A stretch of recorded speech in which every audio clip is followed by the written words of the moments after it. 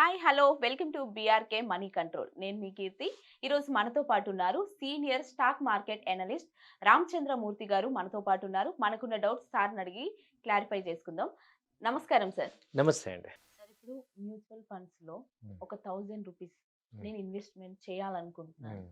అంటే దాన్ని ఎలా చేయాలి, హ్మ్. ఎలా చేస్తే మనకు బెనిఫిట్స్ ఉంటవి అనేది ఐడియా లేదు. హుహు. కానీ ఎలా చేయాలి అనేదైతే అందరికీ ఐడియా లేదు. హ్మ్. దాన్ని మీరు చెప్పాలి.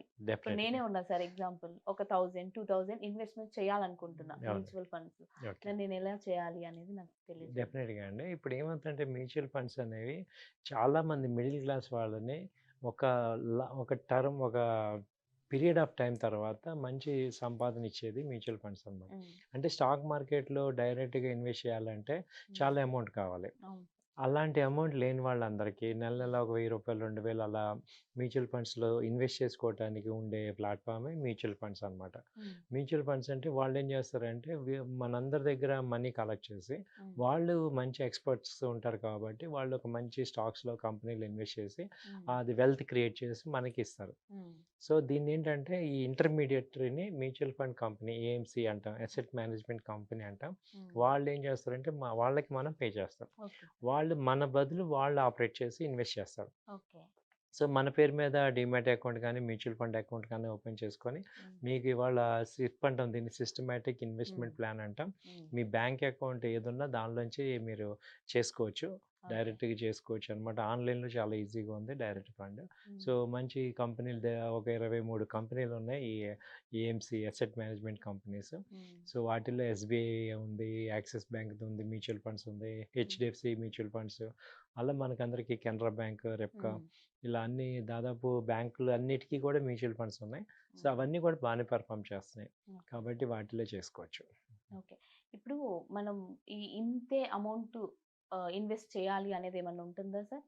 అంటే ఎక్కడి నుంచి స్టార్ట్ జేయాలి? ఎక్కడి వరకు ఎండ్ ఉంటుంది అనేదేమన్నా ఉందా సార్ దాంట్లో? మినిమమ్ అయితే 1500 ఉంది గానీ, 1000 మినిమమ్ ఉంది. హ్మ్. సో, అక్కడి నుంచి అన్‌లిమిటెడ్. హ్మ్. కాకపోతే మీరు సోర్స్ చెప్పాలి. ఓకే. నేను రూ. 1,00,00,000 మంత్లీ చేస్తానంటే సోర్స్ ఉండాలి. హ్మ్. కాబట్టి అంటే మీరు ఎక్కడి హ్మ్. నుంచొస్తుంది మీకు అనేది ఎక్కడి నుంచి చూపించాలి వాళ్ళతో. ఇదంతా వైట్ అమౌంటే అనమాట. హ్మ్. ఓకే. ఓకే. కాబట్టి మనకి ఎప్పుడు ఆన్‌లైన్ బ్యాంక్ ట్రాన్సాక్షన్ కాబట్టి వైట్ అమౌంట్ ఇది. హ్మ్. కాబట్టి సోర్స్ క్లియర్‌గా ఉంటే మనకి హ్మ్. మ్యూచువల్ ఫండ్స్‌లో ఎంతైనా అమౌంట్ చేసుకోవచ్చు. ఓకే. అలాగే ఎస్ఐపియే కాకుండా లంప్ సమ్ కూడా చేసుకోవచ్చు. హ్మ్. అంటే నెల నెల 1000, 2 కాకుండా మీకు ఒక బోనస్ వచ్చింది. ఒక 50 బోనస్ వచ్చింది. హ్మ్. ఆ అమౌంట్ కూడా ఇన్వెస్ట్ చేసుకోవచ్చనమాట. హ్మ్.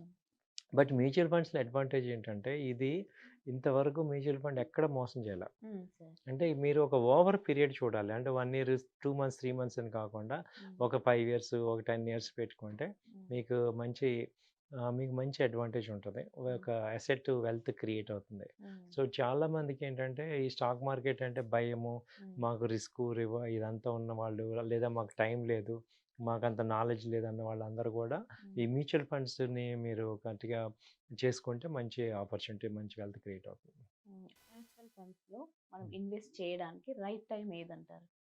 రైట్ టైమ్ అంటే మనం అనుకునే టైమే రైట్ టైమ్. ఓకే. మనం అంటే ఎప్పుడు అనుకుంటే అప్పుడే అదే రైటా? Right time. ఎందుకంటే ఇవాళ కొని రేపు అమ్మటం కాదు. హ్మ్. ఇప్పుడు మీకు దీన్ని ఎలా వాడాలంటే ఇప్పుడు మీ మనకి పిల్లలున్నారు. యెస్. యెస్. వాళ్ళు ఒక 20 ఇయర్స్‌లో మంచి కాలేజ్ ఫీజులు, హ్మ్. తర్వాత మ్యారేజెస్ ఉంటాయి. సో, అలాంటప్పుడు ఏం చేయాలంటే ఒక 20 ఇయర్స్ మీకేంటంటే మ్యూచువల్ ఫండ్‌లో చిన్న ఫండా ఏంటంటే హ్మ్. ఒక చిన్న క్యాలిక్యులేషన్ చెప్తా. హ్మ్. నెలకి 5,000 చొప్పున ఒక 20 సంవత్సరాలు కడితే హ్మ్. మనం కట్టేది అరౌండ్ 15 లాక్స్ ఉంటది. హ్మ్. మనకి రిటర్న్ యావరేజ్‌గా 1,00,00,000 వస్తది. హ్మ్. సో, ఈ క్యాలిక్యులేషన్‌ని మనం అప్లై చేసుకుంటే, మనం ఎన్ని 5,000 నెలకి వేస్ట్ చేస్తున్నాం. హ్మ్. సో, ఆ అమౌంట్ ఒక లాంగ్ టర్మ్. ఓకే. ఇప్పుడు ఇది ఆల్రెడీ ప్రూవ్డ్ అనమాట. నేను యెస్. చెప్పింది యెస్. ప్రూవ్డ్. హ్మ్. కాబట్టి మనకి ఆల్టర్‌నేట్‌గా అసెట్ తెలియకుండా బిల్డ్ చేసేవి హ్మ్. ఈ ప్రపంచం మొత్తం మీద రెండే ఉన్నాయి. హ్మ్. అంటే మనకి తెలియకుండా వెల్త్ బిల్డ్ చేసేది. Okay sir. ఒకటేమో ల్యాండ్ కొనుక్కోవటం. Okay sir.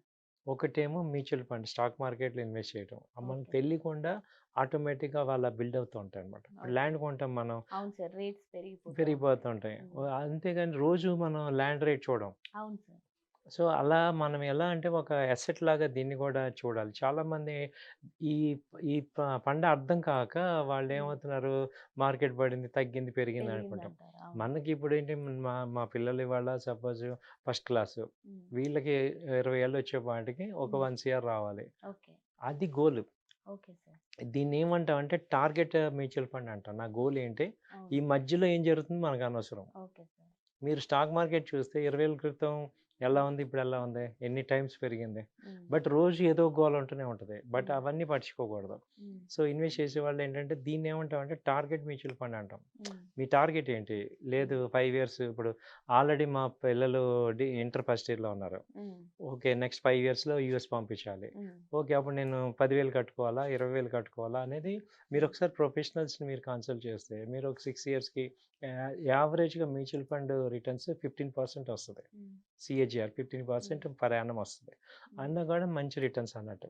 ఓకే. సో, 15-20% వస్తది కాబట్టి మీకు ఒక 6 ఇయర్స్, 7 ఇయర్స్‌కి దాదాపు 2 టైమ్స్, 3 టైమ్స్ అయిపోతుంది. హ్మ్. Okay so, sir. అలా మనం ఒక టార్గెట్‌ని పెట్టుకొని చేసుకోవాలి. హ్మ్. ఈ అప్ అండ్ డౌన్స్‌ని పట్టించుకోకూడదు. హ్మ్.